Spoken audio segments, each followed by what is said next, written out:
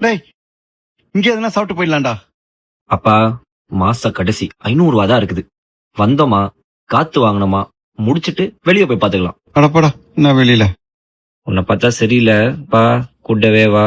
Hey, போவோ, இங்க போலாம். அப்பா அப்பா அப்பா அப்பா 500 ரூபாய்க்கு இந்த கடையில எல்லாம் ஒண்ணும் கிடைக்காதுப்பா. ஏய், அந்த 500 கொடு, இத பாரு.